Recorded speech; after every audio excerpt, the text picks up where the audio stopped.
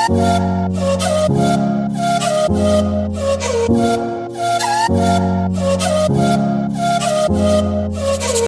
Friends, welcome back to my channel Divya study time. I am Divya. Friends, आज जो मैं आपके लिए टॉपिक लेकर आई हूँ वो है डिफेक्ट्स ऑफ विजन, यानी कि जिसको हम रिफ्रैक्टिव एरर्स भी बोलते हैं। फ्रेंड्स, जो हमारे चैनल पे नए हैं, जो हमारे चैनल को फर्स्ट टाइम विजिट कर रहे हैं, वो प्लीज हमारी इससे पहले की वीडियो देखना ना भूले। चलिए इसी के साथ हम शुरू करते हैं अपना टॉपिक, रिफ्रैक्टिव एरर्स। जैसा कि हमें नाम से पता चल रहा है, रिफ्रैक्टिव एरर्स, एरर्स मतलब कोई कमी, कोई गलती, और रिफ्रैक्शन, रिफ्रैक्शन में जब कोई कमी होती है या कुछ गलतियां होती है तो हम उसको रिफ्रैक्टिव एरर के नाम से जानते हैं। इसको हिंदी में अपवर्तन दोष भी कहते हैं। अपवर्तन मतलब किसी भी तरीके का परिवर्तन होना, उसमें जब रिफ्रैक्शन में, इमेज फॉर्मेशन में किसी भी तरीके का परिवर्तन आता है तो उसको हम रिफ्रैक्टिव एरर या अपवर्तन दोष भी कह सकते हैं। इसमें विजन जो होता है हमारा ब्लर्ड हो जाता है, साफ धुंधला दिखाई देता है, साफ नहीं दिखाई देता है। और अगर जो ये सीवियर कंडीशन में हो जाए तो इसमें विजुअल इंपेयरमेंट होने के चांसेस भी होते हैं। फ्रेंड्स, इसमें हम चारों आई डिफेक्ट्स की बात करेंगे, मायोपिया, हाइपरमेट्रोपिया, प्रेसबायोपिया और एस्टिग्मेटिज्म।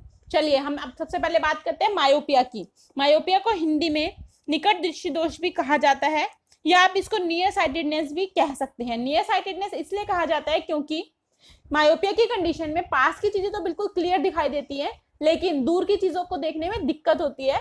2 मीटर या 6.6 फीट तक की के बाद की जो चीजें हैं वो आपको क्लियर नहीं दिखाई देंगी विदाउट एनी करेक्शन, इसलिए इसको नियर साइटेडनेस भी कहा जाता है। इस कंडीशन में जो इमेज फॉर्मेशन होती है वो रेटिना पर ना होकर रेटिना से पहले ही हो जाती है, यानी कि लेंस और मैक्यूला के बीच में इमेज फॉर्मेशन हो जाती है, क्योंकि इसकी जो आईबॉल्स होती है वो टू लॉन्ग हो जाती हैं, उसके कारण इमेज फॉर्मेशन अच्छे से नहीं हो पाती है। इस कंडीशन में आपको पास की चीजें बिल्कुल क्लियर दिखाएंगे, दूर की चीजें देखने में दिक्कत होती है, जैसे कि बस के नंबर देखने में बहुत दिक्कत होगी।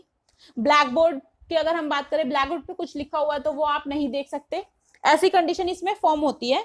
इसके कुछ कॉजेज होते हैं। ये क्यों होता है? क्योंकि the power of the eye is too great due to decrease in focal length of the crystalline lens. Crystalline lens की जो फोकल लेंथ होती है वो कम होनी शुरू हो जाती है, जिसकी वजह से एक कंडीशन होती है, आप ये पढ़ सकते हैं इसके कॉजेज। और अगर हम इसको करेक्शन की बात करें इसकी, तो करेक्शन में इसका फ्रेंड्स कनकेव लेंस इसका यूज होता है। अवतल लेंस का हम यूज करते हैं करेक्शन के लिए, जिसको हम डाइवर्जिंग लेंस भी कहते हैं, क्योंकि ये रेज को डाइवर्ज कर देता है। जो कमिंग रेज होती हैं उनको डाइवर्ज करके हेल्प करता है इमेज को रेटिना पे फोकल लेंथ बनाने की। अगर आप डायग्राम से देखिए, इजीली देख सकते हैं, पैरेलल रेज आ रही हैं। नॉर्मल कंडीशन में इमेज फॉर्मेशन रेटिना पे होती है, जबकि मायोपिया वाली कंडीशन में इमेज फॉर्मेशन जो होगी रेटिना से पहले ही हो रही है। देखिए, डाइवर्जिंग कॉन्केव लेंस लगाने के बाद देखिए आप, प्रॉपर इमेज फॉर्मेशन हो रही है, इसलिए इसमें कॉन्केव लेंस यूज किया जाता है, जो कि माइनस पावर का होता है। अगर हम बात करें हाइपरमेट्रोपिया की, तो हाइपरमेट्रोपिया को हिंदी में दूरदृष्टि दोष भी कहा जाता है, फार साइटेडनेस। ये बिल्कुल मायोपिया के अपोजिट होता है। दूर की चीजें बिल्कुल क्लियर दिखाई देती हैं, लेकिन पास की चीजें देखने में दिक्कत होती है, यानी कि बिना करेक्शन के आप पास की चीजें नहीं देख सकते, जैसे कि सुई में धागा डालना या कुछ भी पास में रीडिंग करनी है वो आप इजीली नहीं कर सकते। ये इसमें प्रॉब्लम्स आती हैं। हालांकि दूर की चीजें जैसे कि बस का नंबर, मायोपिया से अगर इसको हम कंपेयर करें, बस का नंबर, ब्लैक बोर्ड, आप ये इजीली देख सकते हैं। इस कंडीशन में ये क्यों होता है? क्योंकि इसमें जो आईबॉल होती है वो बहुत टू शॉर्ट हो जाती है। एक बार इसको इंग्लिश में देखें, far sightedness also called hypermetropia, common name of the defect of vision in which a person sees near object with blurred vision while distance object appear clear. जी, नियर के जो ऑब्जेक्ट होते हैं वो तो ब्लड दिखाई देते, साफ नहीं दिखाई देते, जबकि दूर की जो चीजें होती है वो बिल्कुल क्लियर दिखाई देती हैं। इसके कॉज क्या है? This defect arises because either the focal length of the eye lens is too great, focal length उसकी बहुत ज्यादा हो जाती है, या फिर the eyeball becomes too short so that the light rays from the nearby object, say at point N, cannot be brought the focus on the retina to give distinct image। जी, इसमें जो होता है पॉइंट हमारा, जिसको हम N मान रहे हैं, एक एन पॉइंट पे एक ऑब्जेक्ट रखा हुआ है और वहां से रेज आ रही हैं, तो इसकी इमेज फॉर्मेशन जो होगी वो रेटिना के बाद होती है। फोकल लेंथ जो फोकल पॉइंट जो रेटिना के बाद बनता है, इसका रेटिना पे जबकि बनना चाहिए रेटिना के बाद बनता है, इसलिए ये कंडीशन फॉर्म होती है due to too short eyeball जो होती है टू शॉर्ट्स हो जाती है। अगर इसकी करेक्शन की बात करें, करेक्शन फ्रेंड्स इसकी कॉन्वेक्स लेंस से होती है जिसको हम कन्वर्जिंग लेंस भी कहते हैं। मायोपिया की करेक्शन कॉनकेव लेंस से होती है और हाइपरमेट्रोपिया की करेक्शन कन्वर्जिंग लेंस यानी कि कॉन्वेक्स लेंस उत्तल लेंस से होती है। देखिए आप डायग्राम में देख सकते हैं इजीली, अगर कॉन्वेक्स लेंस जो है वो रेज को कन्वर्ज कर रहा है, ठीक है।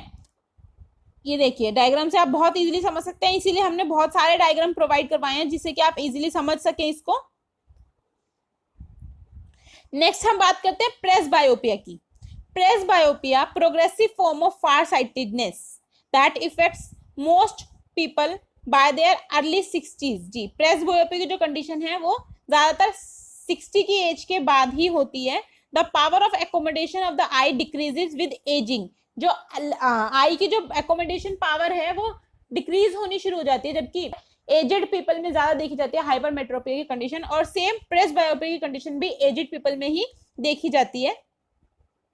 Most people find the near point gradually recedes. It differs from other disorder because it is linked to aging और अकर ऑलमोस्ट यूनिवर्सली। जी, ये ऑलमोस्ट यूनिवर्सली होता है और ये इसीलिए इसको और जो आई डिफेक्ट्स है उनसे अलग रखा जाता है। एजिंग के साथ लिंक होता है, ये जैसे जैसे बढ़ती एज है उसके हिसाब से ये होता रहता है। और इसको करेक्शन के लिए इसको फ्रेंड्स हम सिलेंड्रिकल लेंस का यूज करते हैं। देखिए एक यहाँ पे इसकी डेफिनेशन एक और दे सकते हैं हम इसकी, the aging lens loses its ability to change shape. जब लेंस अपनी एबिलिटी शेप चेंज करने की एबिलिटी को लूज कर देता है, रीडिंग ग्लासेस और बायफोकल आर रिक्वायर्ड। कुछ ग्लासेस यूज करने पड़ते हैं जिसको हम सिलेंड्रिकल ग्लास कहते हैं। सिलेंड्रिकल लेंस से इसी करेक्शन हो सकती है। Loss of accommodation is called presbyopia. जी, अब हम बात करते हैं एस्टिग्मैटिज्म की। एस्टिग्मैटिज्म में क्या होता है friends? A defect in the outer curvature of the surface of the eye that causes distorted vision. In astigmatism a person cannot simultaneously focus on the object. इसका मतलब है कि एक तो इसका आउटर सरफेस जो होता है उसका कर्वेचर होता है कॉर्निया का, वो डिफेक्ट होता है।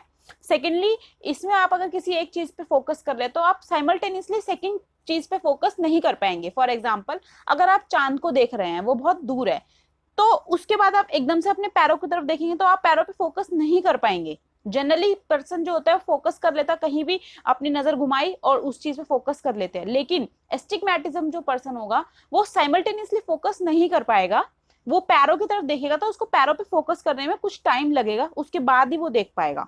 और जब वो पैरों को क्लियर देख रहा है उसके बाद अगर वो किसी और चीज पे फोकस करना चाहेगा तो वो नहीं कर पाएगा। ये एस्टिग्मैटिज्म में प्रॉब्लम होती है, यानी कि जो फोकसिंग पावर होती है वो बहुत कम हो जाती है। देखिए आप डायग्राम के अकॉर्डिंग देखिए, इसमें जो लाइट रेज हैं आप देख सकते हैं आउटर कर्वेचर की इसमें प्रॉब्लम है। लाइट रेज जो कमिंग हो रही है उसकी जो फोकल पॉइंट है कभी रेटिना से पहले होगा कभी रेटिना के बाद होगा, प्रॉपर फोकल पॉइंट नहीं बन पाता है, जिसकी वजह से फोकस करने में बहुत दिक्कत आती है। साइमल्टेनियसली फोकस नहीं हो पाता किसी भी पर्टिकुलर चीज पे। देखिए आप इसका आउटर कर्वेचर देखिए, जनरली आप कॉर्निया का देखिए और एस्टिग्मैटिक कॉर्निया का आउटर कर्वेचर देखिए बहुत ज्यादा आउटसाइड की तरफ निकला हुआ है, और नॉर्मल कॉर्निया का देखिए वो बहुत अलग है। देख लीजिए आप। जी देखो, जैसे कि नॉर्मल आई है उसको ए बहुत क्लियर दिख रहा है, बट एस्टिग्मैटिक आई है उसमें ए देखिए उसको ऐसे ब्लर दिखेगा, फोकसिंग पावर बहुत कम हो जाती है। Thanks for watching guys, hope it will helpful for you. Okay guys, इससे एक बात मैं जरूर बोलना चाहूंगी, अगर आपको इसके प्रॉपर नोट्स चाहिए या पीपीटी चाहिए तो अब हमारे डिस्क्रिप्शन बॉक्स में जाकर इसका लिंक गिवन है, आप उस पर क्लिक करके इजीली पीपीटी डाउनलोड कर सकते हैं, नो इश्यू। इसके बाद भी अगर आपको कोई प्रॉब्लम आती है तो आप हमें कमेंट बॉक्स में जरूर बताएं, हम आपकी हेल्प जरूर करेंगे।